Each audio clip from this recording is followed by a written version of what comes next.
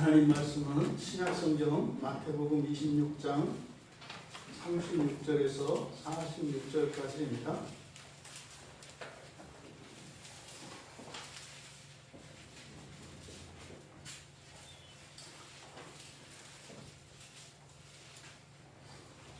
마태복음 26장 36절에서 46절까지 같이 한 목소리로 함께 읽겠습니다. 이에 예수께서 제자들과 함께 겟세마네라 하는 곳에 이르러 제자들에게 이르시되 내가 저기 가서 기도할 동안에 너희는 여기 앉아 있으라 하시고 베드로와 세베대의 두 아들을 데리고 가실새 고민하고 슬퍼하사 이에 말씀하시되 내 마음이 매우 고민하여 죽게 되었으니 너희는 여기 머물러 나와 함께 깨어 있으라 하시고 조금 나아가사 얼굴을 땅에 대시고 엎드려 기도하여 이르시되 내 아버지여 만일 할만하시거든 이 잔을 내게서 지나가게 하옵소서. 그러나 나의 원대로 마시옵고 아버지의 원대로 하옵소서 하시고 제자들에게 오사 그 하는 것을 보시고 베드로에게 말씀하시되 너희가 나와 함께 한 시간도 이렇게 깨어 있을 수 없느냐. 시험에 들지 않게 깨어 기도하라. 마음에는 모이로되 육신이 약하도다 하시고 다시 두 번째 나아가 기도하여 이르시되 내 아버지여 만일 내가 마시지 않고는 이 잔이 내게서 지나갈 수 없거든 아버지의 원대로 되기를 원하나이다 하시고 다시 오사 보신즉 그들이 자니 이는 그들의 눈이 피곤하니라. 또 그들을 두시고 나아가 세 번째 같은 말씀으로 기도하신 후 이에 제자들에게 오사 이르시되 이제는 자고 쉬라. 보라 때가 가까이 왔으니 인자가 죄의 손에 팔리느니라. 일어나라 함께 가자. 보라 나를 파는 자가 가까이 왔느니라. 잠시 기도합니다. 진리의 영이신 성령님, 하나님의 말씀을 밝히 드러내 보여주셔서 깨달아 알게 하시고 믿음으로 받게 하여 주셔서 하나님의 말씀으로 저희들의 심령과 삶에 구원하시는 하나님의 역사가 일어나게 하여 주시옵소서.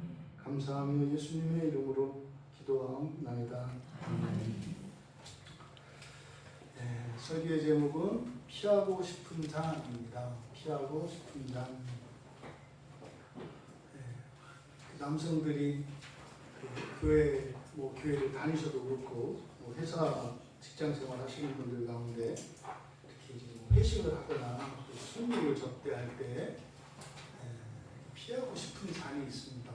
정말로 피하고 싶은 잔. 근데 이제 피할 수 없어서.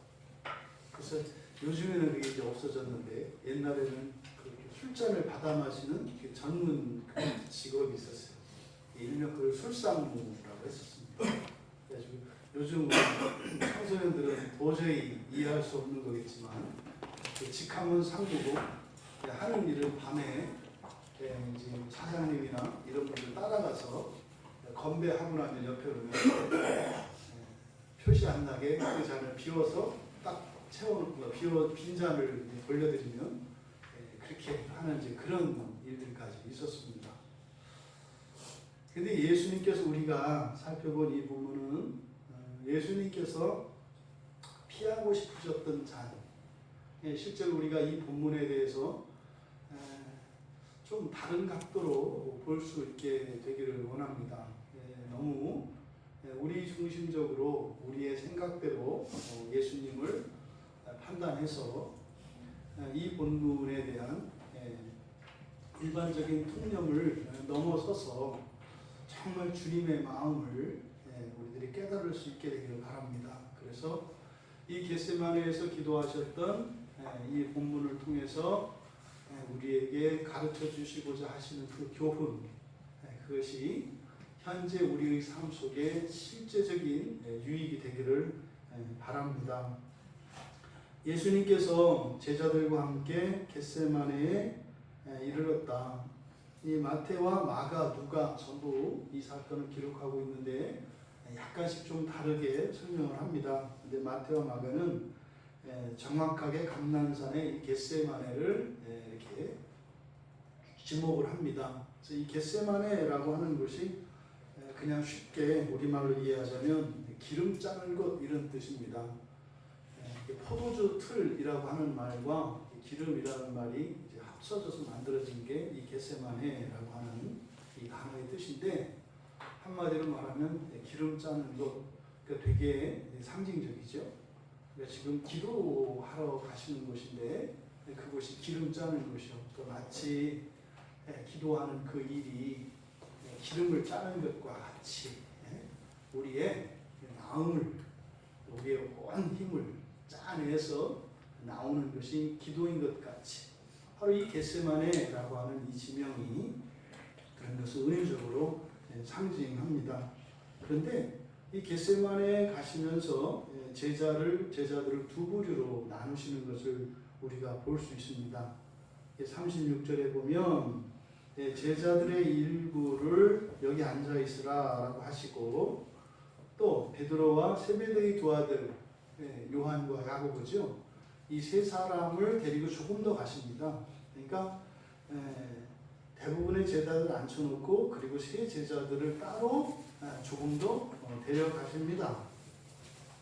그리고 이제 예수님께서 말씀하시는 거죠. 그래서 그들에게 또 이 세 사람에게 또 다른 말씀, 그 가르침을 주시고 있습니다. 실제로 지금 제자들과, 그러니까 예수님의 제자들, 지금 가룟 유다는 여기 없으니까 11명의 제자들 가운데 8명의 제자들이 있고, 그 다음에 3명의 제자가 있고, 전체 모습은 그렇습니다. 예수님이 저 앞에 계십니다. 여러분, 여기 어디 그 박물관이라든지 이런 데 가면 마네킹으로 옛날 이렇게 해놓은 부분들이 있잖아요. 그러니까 꼭 이 부분은요, 지금 우리들이 이렇게 딱 가면 시각화해서 이렇게 8명의 제자들이 이렇게 이제 앉아있는 모습, 그리고 또 좀 떨어져서 3명의 제자들이 이렇게 이제 마네킹처럼 또 이렇게 앉아있는 모습, 그리고 맨 앞에 예수님이 계신 요 모습을 보여주고 있어요. 이 부분이 지금 그렇습니다. 근데 예수님께서 맨 처음에 이렇게 8명의 제자들을 따로 놓으시고 가시면서 하신 말씀이, 내가 저기 가서 기도할 동안에 너희는, 이때 너희는 8명이에요. 이 8명에게는 여기 앉아있으라, 이렇게 말씀을 하세요. 여기서 앉아있으라 라고 하는 이 명령형이 아주 긴박한 명령, 즉각적으로 이행해야 되는 부정과거 명령으로 합니다. 그러니까 지금 당장, 뭐 이런 의미예요. 그러니까 지금 당장 여기 앉아있어라, 뭐 이런 뜻이거든요. 근데 여기에 앉아있으라라고 사용한 이 말은 자리를 잡는 걸 말해요. 어디 자리 잡아라, 이런 뜻이에요. 그러니까 먼저 자리를 잡고 앉아라. 자리를 잡고 앉아라. 언제? 지금 당장. 내가 저기 가서 기도하는 동안에. 이게 사실 이것이 기도의 준비입니다. 마음의 확정이죠. 그리고 공간의 확정입니다. 이것이 기도의 준비입니다. 사실은 그 기도의 준비가 기도의 시작이죠. 대부분의 사람들이 기도하지 못하는 이유는 마음을 확정하지 못하고 또 기도의 자리를 확정하지 못하기 때문입니다. 마음 확정하지 못한다는 것은요, 기도의 제목이 없다는 게 아니에요. 대개는 자기가 뭘 원하는지 모릅니다. 그러니까 기도줄이 잡히지 않는 이유는, 기도를 하지 못하는 이유는 내 마음을 내가 몰라요. 그러니까 기도하러 가서도 뭐예요? 내 마음이 뭔지 내 마음을 들여다봐요. 주님께 기도하는 게 아니라 아직 확정이 안 됐다고요. 그러고서 어떻게 해요? 둘 중에 하나 내 마음을 확정해 주십시오. 이런 건 없어요. 확정은 여러분이 아시고, 그리고 그것을 기도할 때 그것이 하나님의 선하신 뜻이라면 이루어질 것이고, 그것이 우리에게 해가 되는 것이고 악한 것이라면 하나님께서 고쳐주실 것입니다. 그래서 먼저 우리가 마음을 확정하고, 또한 이렇게 기도의 자리를 확정하는 것이 필요합니다. 이게 이제 1차적으로 8명의 제자들에게 주신 기도의 모범입니다. 그리고 이제 37절에서 베드로와 세베데의 두 아들 요한과 야고보를 데리고 가시는데, 여기서는 그렇게 되어 있죠. 우리말에 데리고 가실새 고민하고 슬퍼하사. 정확히 하면 내가 이제 슬픔과 고민을, 그러니까 슬퍼하고 고민하기 시작했다. 미완료 시제로 되어 있습니다. 그러니까 실제로 이것이 나중에 십자가에서 죽으시기까지 그 슬픔, 그 애통, 그것의 시작이 바로 요 시점이에요. 이 겟세마네에서부터 시작이 되는 겁니다. 그래서 마침내 죽으시고 부활하셔서 그 예수님께서 이 땅에 오셨던 그 사명을 이루셨을 때 비로소 그것이 끝이 나요. 근데 그 시작점이 바로 여기라는 겁니다. 그러면 여기서 고민하고 슬퍼하심, 또 38절에 고민하여 죽게 되었으니, 지금 우리말 성경에 이제 번역이 잘못되어 있습니다. 원래 지금 이 단어가 슬퍼함이 앞에 나오고 고민이 뒤에 있어야 돼요. 38절에서도 그러니까 고민한다는 말이 사실 고민이 아니고 슬퍼하는 거거든요. 그래서 그대로 이걸 번역을 하는 바람에 38절은 완전히 잘못 번역됐고 37절은 원문과 순서가 바뀌어 있어요. 하지만 뭐 순서 바뀐 것은 큰 문제가 아니겠습니다만 38절의 의미가 완전히 달라지죠. 슬픔을 고민으로 바꿨기 때문입니다. 그러면 37절에서 지금 여기서 말씀하신 것 같이 고민과 그 슬픔, 고민하시고 슬퍼하시기 시작했다 이렇게 되어 있는데, 여기에서 슬픔이라고 사용된 이 단어는 단순한 슬픔이 아니라 아주 최고의 슬픔입니다. 그래서 여기에 사용된 이 뉴페어라고 하는 이 단어는요, 여성들이 아이를 낳을 때 겪는 산고의 진통, 그 통증에 맞먹는 고통입니다. 그러니까 이 슬픔에 대한 이 고통이 얼마나 큰지 산고의 진통만큼이나 아팠다는 거예요. 그러니까 여성들이 가끔 그래요. 남자들은 그 여자들이 아이 낳는 고통을 몰라. 예수님이 나도 알아 이러시는 거예요. 그러니까 기도를 통해서도 그 산고의 진통을 겪을 수가 있어요. 그러니까 이 아내분들, 여러분들만 아이 난다고 뭐 여러분 남편들이 여러분의 아픔을 모르는 것처럼 생각하지 마라. 예수님이 이렇게 말씀하셨으니까. 그러니까 여러분들이 정말 주님의 슬픔에 참여해 기도한다면 그때 그 고통을 느낀다는 거예요. 근데 뭐 참을만 하던데 그러면 아닐 가능성이 많아요.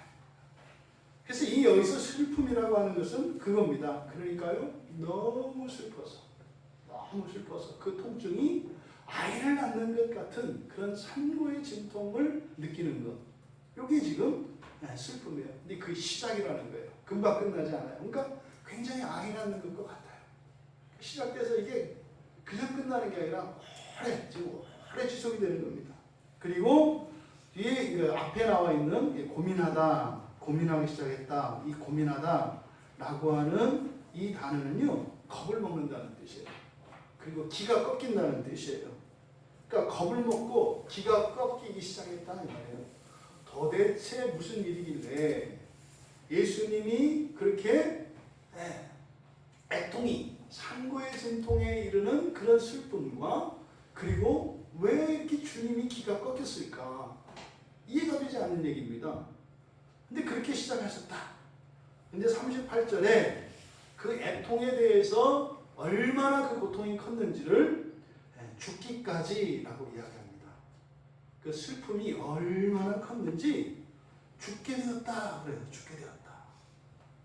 그러면서 너희는 여기 머물러 나와 함께 깨어 있어라. 근데 이거는 지금 베드로와 야고보와 요한 세 명에게 주시는 말씀이에요. 또 다른 국면입니다. 그러니까 이제 8개의 그 제자 인형이 있고 이제 3개의 제자 인형이 있는데, 이 두 번째 국면에서 주시는 말씀이 바로 머물러 있으라는 것, 여기 머물러 있으라는 것, 그리고 나와 함께 깨어 있으라는 것, 두 가지로 말씀을 하신 겁니다. 그러니까 지금 주님이 이렇게 애통해 하시는 그 원인이 어디에 있겠습니까? 제자들입니다. 제자들. 여기서 종종 우리들이 일반적으로 예수님이 겪으시는 이렇게 고민하고 애통해 하시는, 슬퍼하시는 이것을 마치 예수님이 이제 장차 십자가에서 죽으실 그거, 가시면류관을 쓰고 골고다에 오르셔서 그 십자가에 못 박힐 그거, 조금 더 영적으로 이야기한다면 이제 인류의 모든 죄를 한 몸에 지니시고 다 감당하시고 이제 성부 하나님과 성자 하나님의 그 찢김, 그것을 이제 종종 우리가 이야기합니다. 근데 여러분, 한번 여러분들에게 여쭤볼게요. 예수님이 성경에서 예수님 자신을 위하여 걱정하는 일이 있던가요? 없어요. 예수님의 걱정은 늘 누구예요? 제자들과 세상입니다.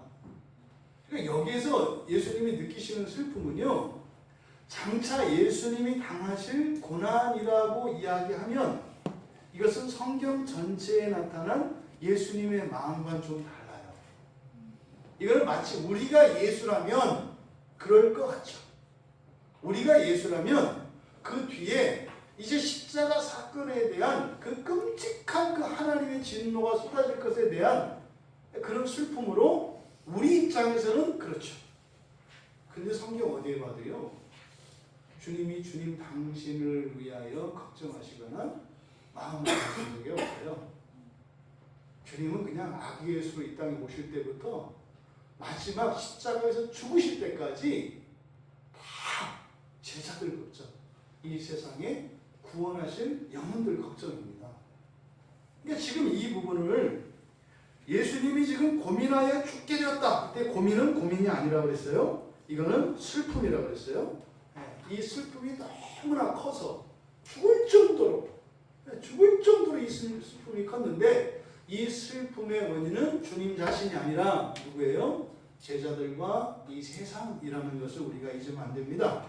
여기에 마음이라고 번역되어진 이 단어 푸시케인데요, 이것은 마음이라고 하기보다는 생명이라고 하는 것이 본문의 뜻에 더 부합합니다. 그러니까 이런 거죠. 내 생명이, 이 슬픔이 너무 커서, 이 슬픔이 너무 커서 얼마만큼? 죽을 만큼. 그래서 너무 고통스럽다. 그러니까 내 생명이 막 쪼그라들고 내 생명이 말라버린다. 이렇게 이제 말씀을 하신 거예요. 그러면서 제자들에게 두 가지 말씀을 주셨어요. 첫째, 여기 머물러 있어라. 맨 처음 8명의 제자들에게 했던 말씀은 뭐예요? 마음을 잡고 자리를 잡으라는 거였어요. 자리를 잡으라. 그 다음에 두 번째로 주신 말씀, 여기에 머물러 있어라. 이때 머물다라고 하는 이 메노라고 하는 말은 거기에 머문다는 이것이 자리를 떠나지 않고 그 자리를 끝까지 지키는 데 초점이 맞춰져 있습니다. 그러니까 처음에는 자리를 잡고, 두 번째는 뭐예요? 떠나지 말라는 거예요. 떠나지 말고 끝까지 그 자리에서 견디고 이겨내라는 거예요. 이게 두 번째 말씀입니다. 그리고 세 번째가 나와 함께 깨어 있어라. 이때 깨어 있다라고 하는 이 말이 에게이로의 파생어입니다. 에게이로는 성경에서 부활에 사용되는 말입니다. 그러니까 지금 제자들에게 깨어 있으라고 하는 이것은 정신을 집중해서 주의를 기울이면서 경계를 늦추지 말라는 거예요. 근데 지금 제자들은 뒤에 어떻게 됩니까? 잠들어 버립니다. 그러니까 이 기도에 대해서 주님께서 세 가지 교훈을 주셨어요. 그러니까 이 세 명의 제자들에게는 그렇게 말씀하신 거죠. 기도를 하다 보면 말이다, 마음을 정하고 자리를 정해서 기도를 하다 보면 떠나고 싶어진다. 떠날 생각이 일어난다. 절대 떠날 생각하지 마라. 그리고 그 자리를 지켜라. 이렇게 말씀하신 것이고, 그리고 세 번째는 어떻게 해요? 항상 정신을 차리고 경계를 늦추지 말라는 것이에요. 왜요? 여기는 뭔가가 방해하는 세력이 있는가 봐요. 그리고 이제 39절에서 이제 세 명의 제자들에게 두 가지 기도에 대한 가르침을 주시고 조금 앞으로 나아가십니다. 그리고 얼굴을 땅에 대시고 엎드려서 기도하십니다. 바로 이 39절, 이 기도의 제목, 기도의 내용, 내 아버지여, 만일 할 만하시거든 이 잔을 내게서 지나가게 하옵소서. 그러나 나의 원대로 마시옵고 아버지의 원대로 하시옵소서. 여러분, 도대체 이 잔이 무엇이기에 예수님께서 지나가게 해달라고 하십니까? 예수님이 피하고 싶은 이 잔이 도대체 무엇입니까? 여기서 우리가 먼저 아버지여 만일 할만하시거든, 이것은 잘못된 번역입니다. 그러니까 아버지에게 능력이 있다 없다 이것을 말하는 것이 아니라 뒤에 있는 내용이에요. 이것이 이 일이 가능한 일이라면, 이 일이 가능한 일이라면 이 일은 뭐예요? 이 잔이 내게서 지나가게 하는 거예요. 이 잔이 내게서 지나가게 하는 이 일이 가능하다면 그렇게 해주십시오. 이렇게 해도 되는 일이라면 해주십시오. 만약에 이 잔을 마시는 것과 마시지 않는 두 가지 길이 있다면 주님, 저는 하나님 아버지, 나는 마시지 않고 이 길을 지나갔으면 좋겠습니다. 이렇게 말씀하신 거예요. 그리고 예수님께서 내 원대로 마시고 아버지 원대로 하십시오. 그러니까 지금 39절에서 말씀하신 예수님의 말씀의 의도는요, 이 잔을 마시고 싶지 마시지 않겠다 이런 의도가 아니에요. 지금 여기서 이 잔을 내게서 지나가게 하십시오 라고 하는 것은 이 잔이 얼마나 끔찍한 것인가를 예수님께서 말씀하시고자 하는 것이지 이것을 회피하려고 하는 것은 아니다. 근데 사실 이걸 그대로 지나가다라고 하는 말은 마시지 않는 것을 의미해요. 42절을 보면 지나가는 건 마시지 않는 거예요. 근데 이 단어의 뜻을 이렇게 안에 좀 꼼꼼히 살펴보면 이런 겁니다. 마시지 않고 건너뛰겠다 이런 말이 아니라 이게 지나간 과거 일이 되게 해주십시오. 지나간 과거 일이 되게 해주십시오.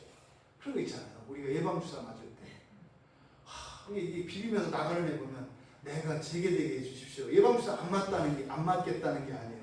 그 맞을 때, 그 기다릴 때, 그 이렇게 막 알코올을 바를 때 그 섬뜩함, 그게 싫은 거예요. 그래서 하나님, 할 수만 있다면 나도 이 알코올을 비비면서 지나갔으면 좋겠습니다. 이미 나한테 주사가 맞아졌으면 좋겠습니다. 이런 의미입니다. 그러니까 절대 이 잔을 회피하고자 하는 의도는 전혀 없다.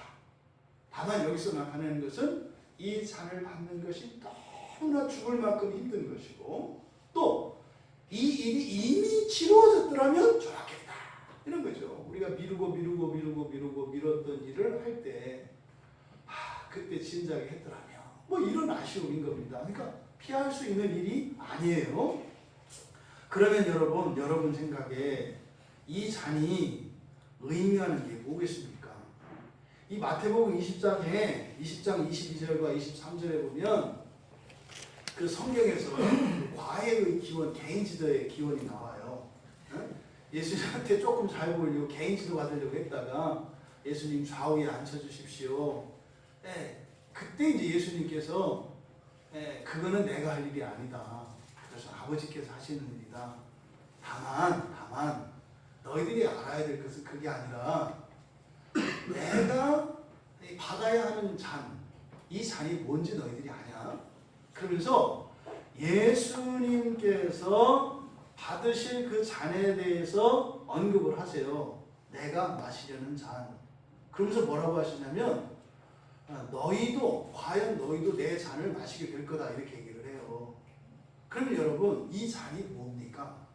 이 잔은 예수님만 하시는 게 아니에요. 이 잔은 누구도 마셔요?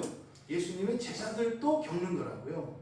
그러니까 여기서 말하는 이 잔은 십자가에 오르셔서 못 박히시는 것이 아니에요.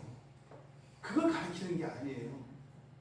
예수님이 받고 제자들도 받을 잔이기 때문에 그러면 이게 무엇이겠는가? 이게 우리들이 이렇게 주님이 피하고 싶은 잔, 그 잔을 우리가 분명히 알아야 이 본문에서 우리에게 가르치시려고 하는 바를 우리가 분명히 깨달을 수 있습니다. 근데 뭐라고 얘기하시느냐? 피하고 싶은 잔이에요. 피하고 싶은 잔. 그런데 내 원대로 말고 아버지 원대로 하십시오. 여러분, 그러니까 나의 원대로 말고 아버지 원대로 하십시오. 그랬을 때 서로 상반될 수 있습니다. 내가 하는 것과 아버지의 뜻이 서로 상반될 수도 있어요. 또 하나, 나의 뜻은 분명히 아는데 아버지의 뜻은 아직 분명하지 않을 때가 있습니다.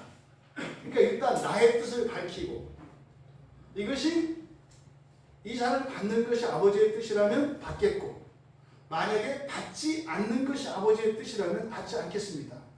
그러니까 우리가 기도하는 자세지요. 우리가 분명하게 우리의 기도의 제목을 하나님께 아뢰입니다. 눈치 볼 필요가 없어요.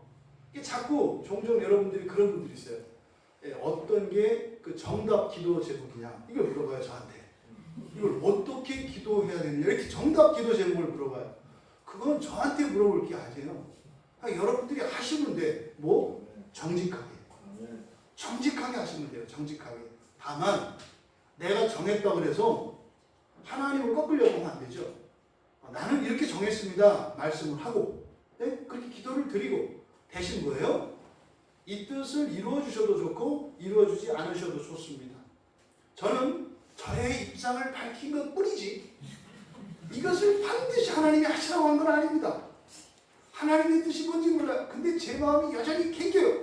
제 뜻대로 되기를 바라요. 하지만 하나님 뜻이 이루어지기 원합니다. 이게 지금 예수. 그러니까 지금 여기서 예수님께서 내 원대로 말고 아버지 원대로 하십시오는 지금 아버지의 뜻과 예수, 그러니까 성부 하나님과 성자 하나님의 뜻이 서로 충돌하는, 하나님 아버지는 마시기를 원하시고 예수 그리스도는 마시지 않기를 원하시는 것이 아니라 아직 하나님의 뜻을 모르겠는 거예요. 야, 이상하죠? 어떻게 예수님이 하나님의 뜻을 모를까요? 어떻게 제2위이신 성자 하나님이 성부 하나님의 뜻을 모르는 것처럼 이렇게 말씀하실까요? 그리고 세 번에 걸쳐서 그 뜻을 알기 위해서 왜 이렇게 기도하는 걸까요? 그러니까 이것은 그냥 평범한 이야기가 아니에요. 이상한 거예요. 예수님이 가지신 생각도 분명히 이것은 진리입니다. 그런데 지금 아버지의 원과 예수님의 원이 마치 일치하지 않을 수도 있는 것처럼 이야기한다고요. 여러분, 예수님의 뜻이나 아버지의 뜻은 항상 같지 않습니까? 근데 지금 여기에서 기도하실 때는 예수님도 아버지의 원과 예수님의 원이 일치하지 않을 수 있다고 생각하시는 것 같아요. 그러니까 성경에서 예수님이 신약성경에서 예수님의 뜻, 예수님이 원하시는 것, 그리고 하나님 아버지가 원하시는 것이 무엇인지를 우리가 살펴볼 필요가 있습니다. 물론 여기에서 예수님의 뜻은 마시지 않는 거예요. 이 잔을 피하는 겁니다. 하지만 이것이 의미하는 바가 뭘까? 먼저 아버지의 뜻이 마태복음 18장 14절에 그리고 요한복음 6장 40절에 보면 작은 자 하나라도 잃지 않는 것이라고 마태복음 18장에서 이야기해요. 작은 자 하나도 잃지 않는 것. 그리고 요한복음 6장 40절에서는 아들을 보고 믿는 자마다 영생을 얻는 것이라고 해요. 그러니까 아버지의 뜻은 뭡니까? 구원하시는 거예요. 하나도 잃어버리지 않으시는 거예요. 이게 아버지 뜻이라는 것을 우리가 알 수 있어요. 또 예수님의 뜻은 뭘까요? 예수님의 뜻은 마태복음 19장 13절에 보면 나는 의인을 부르러 온 것이 아니요 죄인을 부르러 왔다 이렇게 말씀을 하세요. 죄인을 부르러 왔다. 근데 지금 우리말 성경에 나타나지 않는 또 다른 사본, 그러니까 비잔틴본이라고 하는 성경이 있어요. 사본 중에 그 비잔틴본의 그 성경의 뒤에 보면 그렇게 되어 있습니다. 그냥 죄인을 부르러 왔다 이렇게 하지 않고 거기에 추가된 내용이 있어요. 거기에는 그렇게 되어 있습니다. 그러니까 회개를 위하여 죄인들을 부르러 왔다. 여러분 예수님의 복음을 기억하시나요? 예수님이 맨 처음에 이 세상을 향하여 전하셨던 그 구원의 복음이 무엇과 무엇이에요? 회개와 하나님 나라였습니다. 회개와 하나님 나라예요. 그러니까 예수님의 뜻은 사실 그 복음에 맨 처음에 예수님께서 선포하셨던 그 하나님 나라 복음의 선포인데 그 하나님 나라 복음 선포에는 회개가 들어가 있어요. 그러니까요, 하나님 나라에 가되 어떻게? 회개를 통해서. 이거는 조심하셔야 될 것은 회개해야 하나님 나라 가는 게 아니에요. 하나님 나라도 가고 어떻게 해라? 회개도 해라. 별개입니다. 회개도 하고 하나님 나라도 가는 거예요. 이 두 가지예요. 이 두 가지에서 빠져버리면 오늘날 기독교인들처럼 되는 거예요. 회개는 빼고 예수 믿고 하나님 나라만 간다고요. 그러면 회개하는 일은 남아있어요.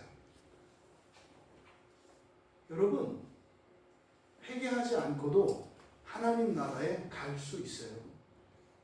예수를 믿으면 하나님 나라에 가요. 그런데 예수님은 분명히 말씀하셨어요. 회개를 하라고요. 그럼 이 회개의 문제는 남습니다. 이거는 반드시 해결되어야 합니다.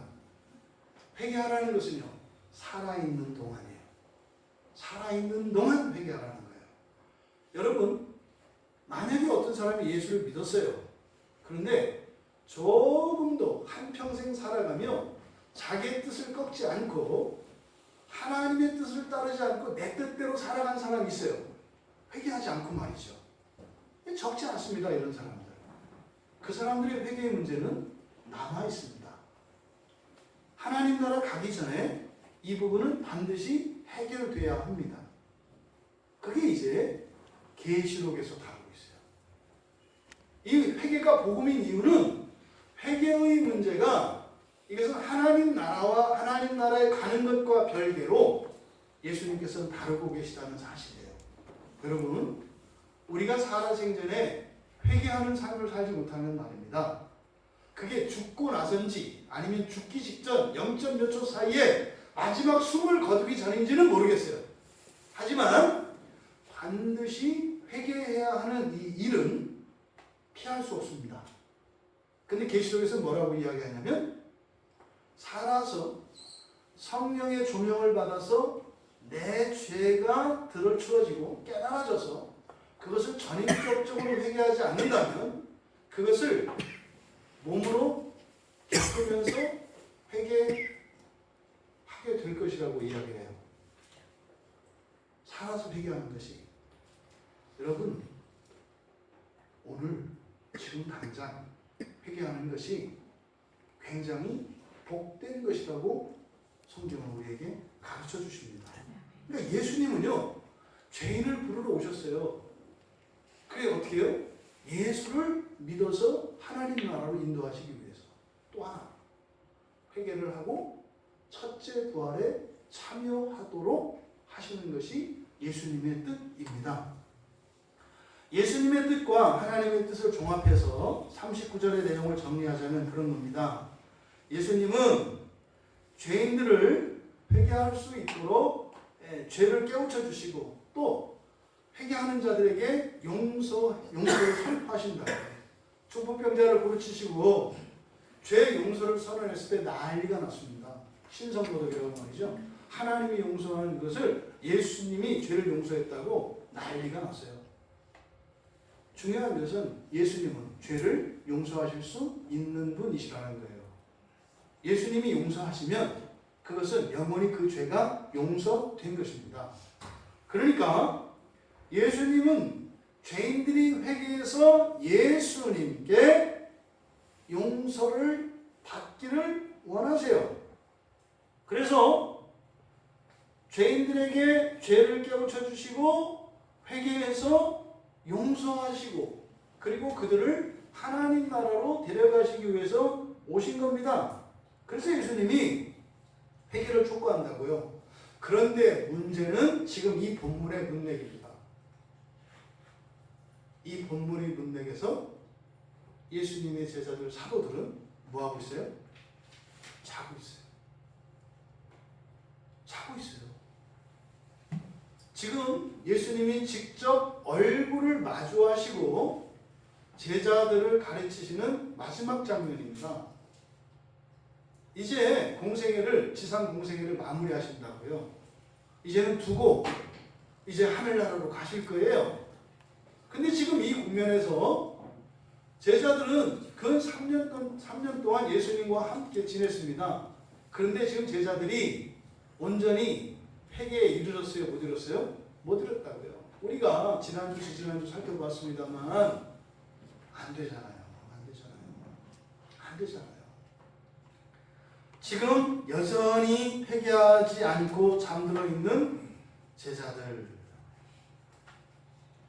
그러면 예수님이 지금 말씀하시는 피하고 싶어 하시는 이 잔, 이게 뭡니까? 제자들이 회개하지 않으면 어떻게 해요? 바로 앞에서 지금 36절 앞에 31절에서 35절까지 그리고 또 14절에서 16절까지 예수님에서 하신 말씀이 있어요. 예수님께서 누가? 제자 중 하나가 가룟유다가 예수님을 배신하고 팔아 넘길 거다. 또 베드로가 예수님을 부인할 거다. 이미 예언을 하셨다고요. 그러면요. 예수님이 그렇게 말씀하셨으면 내가 그리고 회개하면 되거든요. 그런데 어떻게 해요? 아니라고. 베드로는 뭐라고 했어요? 쟤들은 몰라도 나는 아니라고. 여러분 지금 너희들은 나를 배신할 거야 라고 예수님께서 말씀해 주셨는데도 불구하고 제자들은 뭐예요? 아니라는 거예요. 그리고요 그냥 잠들어 있어요. 이 뒤에는 이제 배신하는 일들이 일어납니다. 예수님이 말씀하시는 피하고 싶어 하시는 이 잔이 뭔지 아시겠어요? 앞에서 말씀하셨던 제자들의 배신이에요. 제자들의 배신. 주님이 그토록 죽을 것 같이 슬퍼하셨던 정말 피할 수 있었으면 이미 지나간 일이었으면 좋겠다 라고 말씀하신 것은 바로 배신의 쓴 잔을 마시는 겁니다. 근데 뒤에 가면은요 49절에 가면 가룟유다가 예수님에게 입맞춤을 합니다. 지금 가룟유다의 입맞춤을 예수님은 여기서 아파하시는 거예요. 또 70절, 72절, 74절에 가면 베드로가 예수님을 부인해요. 아주 적극적으로. 지금 예수님은 그 슬픔을 여기서부터 이미 느끼기 시작하신 거예요. 얼마만큼? 죽을 만큼. 나를 배신할 제자들을 바라보니 그것도 모르고 천하태평으로 나는 절대로 배신하지 않을 것이라고 자기 확신에 그 자만심에 빠져있는 제자들을 바라보시며 예수님은 극도의 슬픔을 느끼고 계시다 이 말이에요. 그러니까요 아버지의 뜻은 뭡니까? 야, 네 제자들은 쟤들을 회개시키기 위해서는 그들의 죄를 깨우쳐야 되는데 도대체 깨닫지를 못한다. 쟤네들이 죄를 깨달으려면 너를 배신하고 네가 십자가에서 죽어야 그때 쟤들이 쟤들의 죄를 깨닫는다. 회개시키셔서 용서하시고 이들을 천국에 데려가시는 것은 하나님 아버지의 뜻이나 예수 그리스도 성자 하나님의 뜻이나 같아요. 그런데요 예수님의 뜻은 뭐예요? 배신하지 않고 회개해서 예수님께 죄 용서를 받고 돌이켜서 뒤에 나오는 이 배신의 사건을 건너뛸 수 있기를 바라시는 거예요. 이것은 단지 예수님이 받으실 그 고난 때문에 그런 것은 아니죠. 이 배신을 하고 나면 유다가 어떻게 됩니까? 죽잖아요. 배신 당하는 게 문제가 아니에요. 배신을 하고 죽는다고요. 유다가 그 슬픔을 못 이겨서 죽어버려요. 예수님이 그건 아세요. 그러니까요. 지금 그것을 깨닫고 회개하고 그 죄를 짓지 않기를 원하시는 거예요. 그러니까 예수님은 제자들이 그 죄를, 그 끔찍한 죄를 짓지 않고 회개하고 하나님께 가기를 원하시는 거예요. 근데 아버지 뜻은 뭐예요? 나도 거기에 대해서는 찬성이다. 얘들 봐라. 얘들 봐라. 네가 그렇게 얘기를 해줬는데도 안 하잖니. 그러면 어떻게 해서든 우리는 이 녀석들을 구원해야 되지 않니? 그럼 어떻게 해야 되겠니? 네가 잔을 마시라는 거예요. 뭐요? 배신을 당하라는 거예요. 그러니까 예수님께서 그토록 사랑하시는 제자들에게 배신을 당하시는 방식으로 그 제자들의 죄를 회개시켜야만 하는 건가요? 라고 예수님은 아버지 하나님께 묻고 있는 겁니다. 꼭 이런 방식으로 해야 됩니까? 그건 내 뜻이 아니라 내 제자들이 그렇게 하지 않으면 안 하기 때문에 우리는 어떻게 해서든 저 녀석들을 구원해야 되지 않니? 이것이 지금 성부 하나님과 성자 하나님 사이에서 일어나는 대화의 내용인 겁니다. 그러니까 여기서 예수님이 십자가에서 당하실 고난을 두려워하셨고 그것은 너무나 끔찍하고 이런 게 아니에요. 굉장히 인격적인 대화라고요. 이거는 마치 철모르고 속속이고 말썽을 부리고 있는 자식에 대해서 엄마 아버지가 이야기하는 것 같은 거예요. 어떻게 해서든 이 녀석을 갱생시키고 기사회생 시켜야 되겠는데 어떻게 해요? 누군가가 가슴을 찢어야 되는 거예요. 근데 이거 아니면 방법이 없는 거예요. 그러니까 뭐요? 우리 둘 중 하나가 가슴이 찢어져야 되지 않겠어? 이런 대화들이 지금 그 십자가를 지겠다 안 지겠다 이런 대화가 아니다 이 말이에요. 여러분, 예수님의 제자들이 자신들의 죄를 해결할 수 있도록 제자들의 배신의 잔을, 그래서 그 슬픔, 제자들로부터 배신당했을 때 겪는 그 슬픔, 그 죽음보다도 더한 그 지독한 그 통증의 잔, 그 잔을 받으라는 거예요. 이게 아버지의 뜻이었습니다. 그러니까 예수님은 끝까지 좀 더 나은 방식으로, 예수님의 고난이 두려운 것이 아니라 제자들을 위하여 제자들이 그렇게 끔찍한 죄를 짓지 않고 하나님께 돌아올 수 있는 다른 길을 모색하시는 거예요. 그게 뭐예요? 기도였다고요. 이 겟세마네 기도의 핵심이었다고요. 그러니까 주님이 그토록 피하고 싶으셨던 그 잔, 옮겨질 수 있다면 옮겨지기를 바란다는 잔, 그 잔은 주님이 당하실 십자가의 고난의 고통이 아니라 사랑하는 제자들의 배신으로 인하여 겪게 되는 마음 찢김이었어요. 이것이 이 잔이었다고요. 아마 사도 바울이 이 진리를 깨달았던 것 같아요.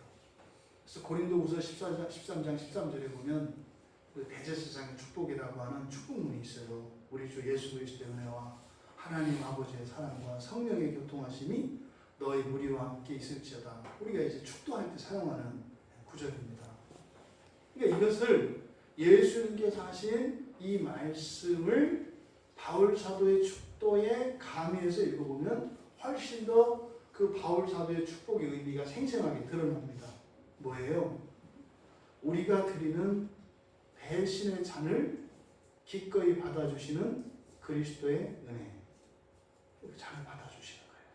우리가 지난 한 주간 하나님 말씀에 불순종하고 하나님의 뜻과 상관없이 우리는 늘 주님을 부인하고 살았지만 그것을 있는 그대로 받아주시는 그리스도, 그것이 은혜입니다.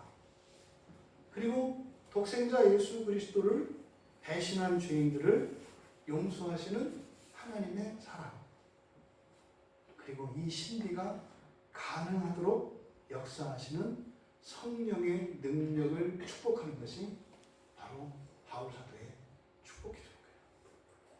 우리가 예배를 마칠 때 하는 축복 이것이죠. 그러니까 뭡니까? 다음 한 주 동안도 우리가 또 죄를 짓고 주님을 배신할지라도 우리를 있는 그대로 받아주시는 그리스도의 은혜에 대하여, 그리고 그 그리스도를 우리가 배신하고 십자가에 내어주고 팔아먹을지라도 변함없이 우리를 하나님이 사랑하여 주시도록, 그 가운데 하나님 아버지의 뜻과 우리 주 예수 그리스도의 뜻, 우리의 구원이죠. 그것을 이루시는 성령의 능력의 은혜를 구하는 것이 바로 그 축도의 내용인 것입니다. 40절에서 예수님께서 너희가 나와 함께 이렇게 한 시간도 깨어있을 수 없더냐. 이건 뭡니까? 도대체 죄를 깨닫지 못하는 제자들에 대한 예수님의 탄식이지, 지금 결코 이것은 예수님이 당하실 그 자신의 그 비참한 운명을 몰라주는 제자들에 대한 섭섭함이 아니라고요. 야, 너희들 내가 앞으로 십자가 져야 되는데 한 시간도 못 있냐? 완전히 잘못된 부분이라고. 그렇게 하면 안 돼요. 언제 예수님이 성경 어디에서 그렇게 얘기해? 그런 생각이 없어요. 생각에. 예수님 죽으시면서까지도 제자들을 생각하시는 분이시라니까요. 그러니까 지금 이 40절에 이 말씀도 뭐예요? 한 시간도 깨일 수 없더냐? 너희들 지금 깨어서 기도하여 나를 배신하지 않고 그 끔찍한 죄를 짓지 않을 수 있는데 꼭 해야 되겠니? 꼭 해야 되겠니? 이 말씀이에요. 야,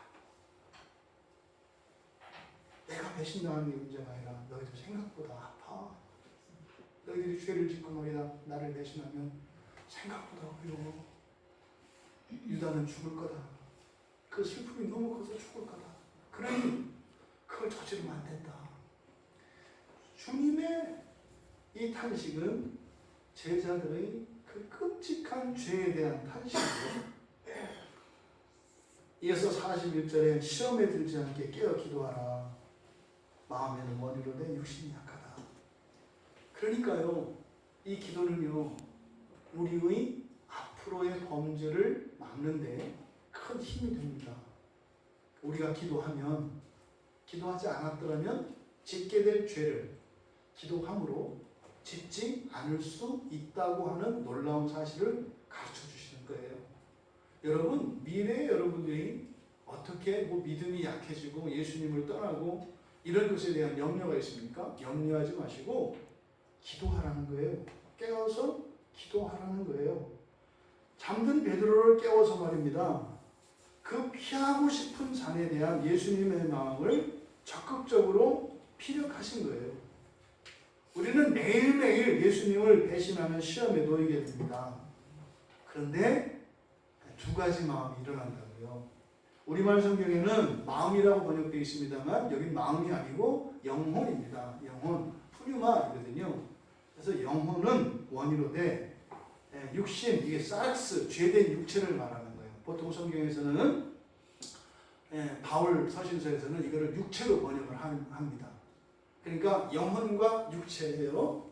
거듭난 영혼, 이 거듭난 영혼은 그 죄를 짓지 않기를 원해요. 여러분들이 지금 영혼은 말입니다. 이 한 주, 이제 오늘 예배를 마치고 여러분들이 일상을 살아갈 때 전혀 죄를 짓고 싶어 하지 않는다고요. 정말 순결하게 하나님 말씀 따라 믿음을 지키며 살고 싶다고요. 정말 이 거듭난 우리의 영혼의 솔직한 마음이에요. 근데 문제는 뭐라고요? 힘이 없는 이 육체는 그럴 수 없다는 거예요. 그걸 실현할 수 없다는 거예요. 그러니까 지금 베드로에게 이 사실을 가르쳐 줍니다. 야, 네가 배신 아니다 그랬잖아. 맞아. 그것은 거듭난 네 영혼의 소원이야. 맞아. 그런데 말이다. 네 육체는 힘이 없어서 이미 그 죄의 습관이 배어있기 때문에 피할 수가 없단다. 뜻을 가르쳐 주신 거예요. 그게 뭐예요? 단지 예언하는 것이 아니라 피할 수 있도록 피하라는 거예요. 피하라는 거예요. 내 영혼의 순결하고 거룩한 그 수원을 따라 살아갈 수 있도록 피하라는 거예요. 이게 지금 예수님께서 41절에서 하시는 말씀이죠. 여러분, 우리는요, 육신에 힘이 없어서 배신하는 거예요. 종종 여러분들이 그런 생각을 할 수 있어요. 나는 마음으로 예수님을 배신하거나 불순종하는 건 아니야. 나는 뭐 그럴 마음 없고 나는 잘 살고 싶어. 그런데요, 예수님께서 말씀하세요. 말로, 생각으로 하나님의 뜻을 말하는 자가 하나님의 뜻을 지키는 자가 아니라 실천하는 자가 하나님의 뜻을 지키는 자라고 해요. 예수님이 두 아들이 있는데, 하나님의 주인이 그런 거죠. 두 아들이 있는데 그 아들한테 심부름을 시켰어요. 그때 네 하고 안 가요. 둘째한테 심부름을 했어요. 그때 싫어요. 이게 막내들의 특성이죠. 일단 싫어요. 이렇게 하잖아. 자기도 모르게. 근데 이렇게 보니까 형도 안 해. 이렇게 보니까 어차피 형한테 밀려서 내가 갈 것 같아. 그래서 그때 회개한다고요. 내가 엄마한테 이러면 안 되지. 아빠한테 이러면 안 되지. 하고 싫어요 했던 둘째가 가서 심부름을 한다고요. 누가 하나님의 뜻을 행한 자예요? 둘째예요. 여러분들 안다고 하나님의 뜻을 따라 산다고 생각하지 마세요. 우리가 습관적으로 예라고 합니다. 여러분 한 주일 동안 믿음을 따라 거룩하게 사실 거죠? 네. 네도 안 하고 하지도 않으면 더 나쁜 거예요. 네라도 해야지. 소망이 없어. 네도 안 하는 거예요. 한 주일 동안 믿음을 따라 거룩하게 사실 거죠? 네. 그리고 마음 변하지 않고 그대로 정말 실천하면서 사실 거죠? 네. 아멘. 그래야죠. 뭐 독일어도 막 나오시고. 잊지 말아야 합니다. 아는 것은 하나님의 뜻을 따라 사는 거 아닙니다.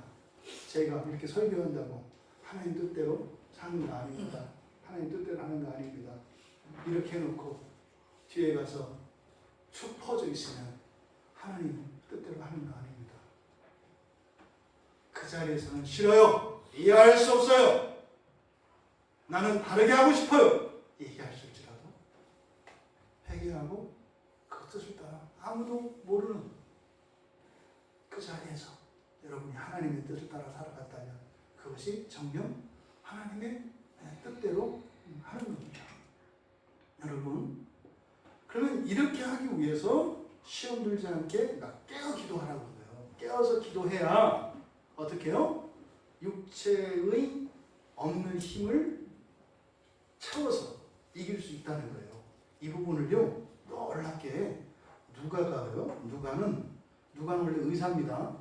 이 사람은 굉장히 이성적인 사람이에요. 이게 뭐 애매하고 신비적이고 이런 거 안 믿어요. 아주 이게 본대로 사실적으로 요즘 그 신문 기사같이 의사였기 때문에 그 습관이 있다고요. 그런데 놀라운 얘기를 해요. 놀라운 얘기를. 이 평행 본문인데 그 누가복음에 보면 누가가 그렇게 얘기한다고요. 이렇게 기도를 하는 구체적인 이유, 누가복음 22장 43절에 보면요, 천사가 하늘로부터 예수께 나타나서 힘을 더했다 이렇게 얘기해요. 놀라운 얘기래요.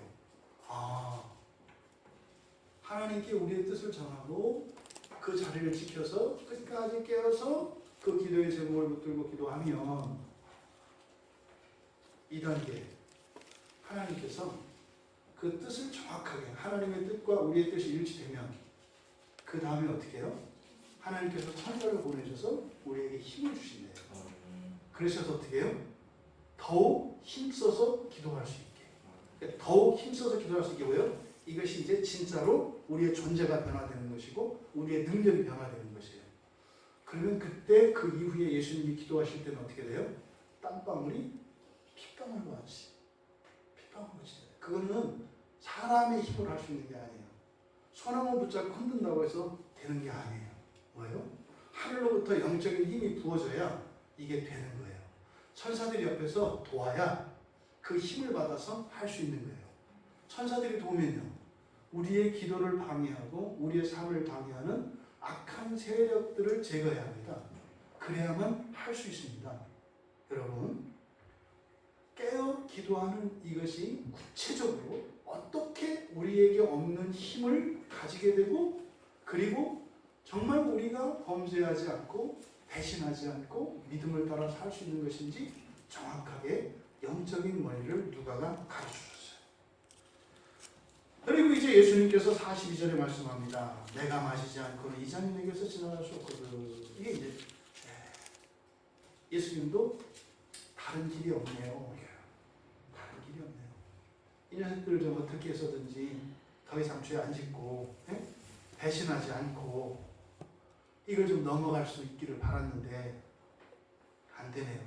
소망이 없네요. 이 길밖에 없네요. 이 얘기죠. 내가 마시지 않을 수 없다는 거예요. 내가 배신당해서 이 슬픔을 겪지 않을 수가 없네요. 또 이 녀석들도 나를 배신하고 난 뒤에 그 죽음보다 그 깊은 그 슬픔, 그 통증을 느껴야만 되는 거예요. 그래서 아버지 뜻대로 되기를, 원대로 되기를 원합니다. 이렇게 말씀하십니다. 이제 이 잔을 피할 수 없는 것은 자명한 사실입니다. 그래서 이제 예수님께서는 제자들의 배신을 기꺼이 받아들이기로, 그래서 저들에게 팔려서 이제 십자가에 죽으시기로 결심을 하셨습니다. 43절에 보면 다시 오사 보신즉 아주 일관된 모습을 보이고 있습니다. 아주 성실합니다. 악에 있어서는 얼마나 성실하고 일관된지 몰라요. 그들이 자니. 근데 뒤에 있는 말이 여러분 주님의 마음이 느껴지시나요? 그들의 눈이 피곤함이라. 그래. 어쩔 수 없지. 너희들의 힘으로는 그럴 수밖에 없지. 너희들이 악해서가 아니라, 너희들이 나빠서가 아니라, 너희들이 못된 놈들이어서가 아니라, 그치? 너희들은 알지 못하지. 피곤하지.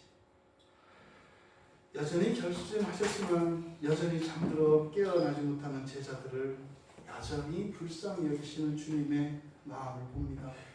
그리고 44절에서는요, 더 이상 깨우지 않으십니다. 그래, 먹다 죽은 귀신은 때깔도 좋다더라. 배신할 때 하더라도 자라. 기가 막힌 얘기예요. 자라. 그리고 45절에서 이제는 자고 쉬어라. 이 쉼의 뭐예요? 죄 가운데 있는 제자들조차 그들의 마음의 평강과 그들의 쉼을 원하셔요. 때가 아까웠으니 인자가 죄인의 손에 팔릴 것이다. 지금 여기서 주님께서 자고 쉬어라. 이 말은 우리의 가슴을 울리며 내 아래 칩니다. 어쩌면 저에게 주시는 말씀이에요. 여전히 회개하고 돌이키지 않고 고집스럽게 그 죄 가운데에서 있는 저를 향해서 그래, 자고 쉬어라. 그것이요. 나에게 침 뱉어라. 나를 때려라. 나를 못 박아라. 내가 죽고 나야 너희가 너희들의 죄를 깨달을 수 있다면 내가 기꺼이 너희를 위해서 배반당하고 죽어주겠다. 이거는 내가 허용한 일이다. 이렇게 말씀하십니다. 내가 허용한 일이다. 그래도 나는 너희들의 죄를 용서한다. 너희는 너희 자신을 못 박지 말라. 내가 너희를 위해 십자가에 못 박히겠다. 는 말씀이신 거죠.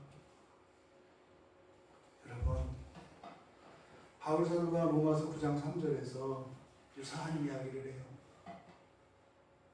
내 형제 고륙의 친척을 위하여 내 자신이 저주를 받아 그리스도에게 끊어질지라도 원하는 바다. 딱 주님의 마음이에요. 주님의 마음이에요. 내가 끊겨서 너희들이 주님께 돌아오고 싶다면 기꺼이 내가 당하겠다. 그토록 자신을 박해하는 형제들 그리고 동포들의 그 배신의 잔을 그로 인한 그 슬픔을 기꺼이 받아들이겠다고 한 것. 이것은 겟세마네 기도와 이 겟세마네 사건에서 예수님께서 주신 그 순종의 모본을 쫓았기 때문입니다. 여러분, 누구나 피하고 싶은 잔이 사실은 배신으로 인해서 겪는 슬픔입니다. 여러분들이 배신을 당해보셨나요? 주님께서는 다가오는 그 제자들의 배신의 잔을 아버지 뜻대로 받아들이시기로 했습니다. 하지만 그것은 아버지의 뜻과 예수님의 뜻이 다른 것이 아니지요. 예수님의 뜻과 아버지의 뜻이 일치하시는 것이죠. 그러나 여러분, 배신은 당하는 자뿐만 아니라 배신하는 자도 똑같이 고통을 느낀다는 사실입니다. 가립니다는 못 견뎌요. 그래서 죽습니다. 자살을 해요. 주님께서도 죽기까지 사랑하신 제자들이 주는 그 배신의 잔은 예수님도 피하고 싶으셨던 잔이었습니다.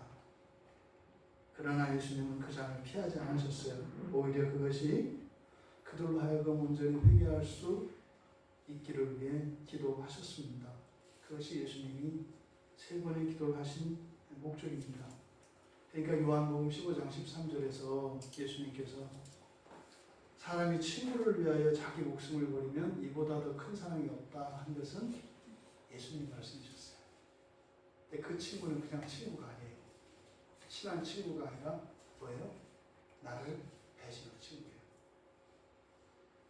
내 재산을 사기치고 나의 무엇을 훔쳐간 그 친구에게 오히려 목숨까지 내어주는 것이 가장 큰 사랑이다. 이것이 예수님께서 우리의 친구로서 행하실 일에 대한 말씀이셨던 거예요. 이거는 친구끼리 사랑해라, 친구를 위해서 모두 희생해라, 이것이 아니라 예수님이 바로 배신할 제자들을 위하여 목숨까지 내어주실 사건을 말씀하신 거예요. 그 배신의 잔을 받기 위해서는 그런 상황에서도 사랑할 수 있는 힘이 있어야 한다는 거죠. 이보다 더 큰 사랑이 없다라고 하는 것은 사랑의 힘이라는 거잖아요. 그 힘을 얻기 위해서 예수님께서도 하나님 아버지께 기도하셨고 또 천사가 내려와서 도와야 했습니다. 그리고 그 이후로 더욱 간절히 기도하실 수 있었습니다. 여러분, 겟세마네 현장에서 우리에게 주시려는 주님의 교훈을 배워야 합니다. 지금 주님의 말씀을, 이 가르침을 알아채지 못하는 제자들에 대한 안타까움, 또 주님이 느끼셨던 그 극도의 슬픔에 머물러 있어서는 안 됩니다. 그들의 무감각과 그들의 불순종과 배신이 이것은 단순히 믿음의 문제이거나 그들의 인격적인 문제 이런 게 아니에요. 이것은 영적인 시험이라는 사실입니다. 그리고 그것은 피할 수 없다는 거예요. 하늘로부터 특별한 은혜를 받고 그 힘을 갖기 전에는 이것은 피할 수 없는 운명과 같은 것이라는 거예요. 하나님의 뜻과 예수님의 순종을 통해서 제자들에게 주시는 마지막 가르침, 우리들이 깨달아 얻어야 할 교훈, 그것은 무엇입니까? 내가 겪는 그 슬픔을 너희도 그 배신의 슬픔을 겪게 될 것이다. 그런데 그것은 죽을 만큼 어렵다. 근데 어떻게 해라? 이겨내라. 할 수만 있다면 그런 배신의 아픔을 겪지 마라. 그럼 어떻게 우리가 이것을 대비하고 이것을 이길 수 있습니까? 기도를 하는 거예요. 이게 세상 사람들의 기도와 기독교의 기도가 다른 겁니다. 기독교의 기도는 우리의 뜻을 이루는 이 기도가 아니라고요. 바로 구원을 위하여 그 구원이 필요한, 그리고 믿음을 따라 살아가는 데 필요한 절대적인 그 사랑의 힘, 그것을 공급받기 위해서 하는 기도예요. 다릅니다. 앞서서 제자들에게 주셨던 기도에 대한 모범, 기도의 자리를 잡아라. 여러분, 보통 우리가 기도줄을 잡아라 이렇게 얘기하는다고요. 기도줄을 잡는 것은요, 여러분 정확한 기도를 하려고 하지 마세요. 거룩한 기도, 착한 기도 하려고 하지 마세요. 기도의 시작은 여러분들의 진심입니다. 여러분들의 본심입니다. 근데 문제는 대부분 자기 본심을 말을 못하는 게 아니라 생각도 못해요. 생각도 감시당하는 거 아십니까? 생각도 통제당해요. 이렇게 기도하려고 했다가 틀리면 어떻게 하지? 이런 말도 안 되는 이 노예근성에서 벗어나지 못하고 있어요. 그럼 예수님이 책자로요, 다시 해와 까무지 10번 해와 이렇게 해요? 아니라니까요. 여러분들의 소원이 뭐세요? 괜찮습니다. 부끄러워하지 마세요. 먼저 정하세요. 그리고 시간을 정하시고 자리를 정하세요. 이것이 기도의 준비입니다. 근데 평생 이것이 안 되니까, 준비는 안 된 상태에서 기도를 하려고 하니 되지 않죠. 맨날 예수님 생각하면 뭐 죄 타령이나 하고 뭐 죄졌다고 다 알아요. 그런 얘기 안 해도 돼. 주님의 관심이 뭐예요? 거기서 벗어나는 거라니까요. 벗어나는 거라니까요. 날마다 거룩해지는 거라니까요. 그 일에 신경 쓰시면 돼요. 감정적인 찌꺼기에 마치 이렇게 죄책감이나 느끼고, 이런 이 감정의 찌꺼기를 토해내는 것으로 그냥 거기서 어떤 카타르시스나 느끼고, 뭐 할 거 또 하는데. 일단 준비를 하십시오. 마음을 정하시고, 장소를 정하시고, 시간을 정하십시오. 그리고요, 그렇게 했다고 되는 게 아닙니다. 그 자리를 떠나지 말고 지켜야 합니다. 이런저런 이런 환경과 마음의 심리작용, 생각들을 통해서 떠나게 합니다. 이를 지켜야 합니다. 그리고 세 번째요, 예수님과 함께 깨어서 집중해 기도해야 합니다. 여러분 혼자 하시는 게 아니에요. 여러분이 기도할 때 예수 그리스도께서 하늘에서 중보하십니다. 함께 기도하십니다. 예수님 없이 여러분 혼자 기도하려고 해보세요. 안 됩니다. 예수님과 함께 해야 됩니다. 그것은요, 느껴야 돼요. 느껴야 돼요. 예수님이 지금 함께 하신다는 것. 여러분들이 두 손을 모으고 기도할 때 주님이 함께 기도하신다는 것을 기억하시기 바랍니다. 그리고 항상 집중하십시오. 여러분을 기도해요. 그래야 성령이 주시는 그 음성을 여러분들이 들을 수 있어요. 마지막으로 나의 뜻대로가 아니라 아버지의 뜻대로 이루시도록 기도하십시오. 그러면요, 그것이 일치가 되면 어떤 일이 일어난다?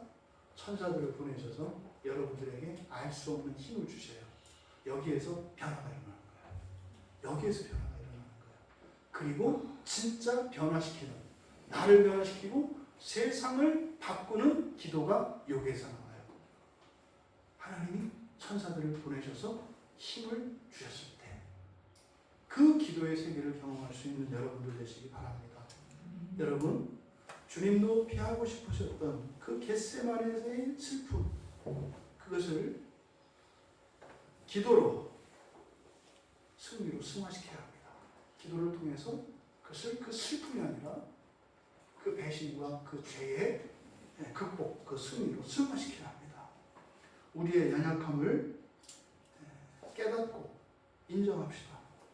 그리고 우리와 함께 기도하시는 예수님과 함께 기도로 일상의 겟세마네에서 승리하시는 여러분 되시기를 축복합니다. 여기에 사용된 모든 동사의 시제는 현재 시제로 되어 있습니다. 이 겟세마네는 주님과 함께 가야 하는 곳입니다. 그렇다고 우리가 이스라엘을 가겠습니까? 여러분들의 일상이 바로 겟세마네입니다. 그리고 여러분, 이게 감정에 사로잡히지 마시고 여러분들이 정말 주님과 함께 기도함으로 승리하실 수 있는 여러분 모두 되시기를 주님의 이름으로 축원합니다. 우리 같이 찬양하시고 잠시 기도하는 시간을 갖겠습니다.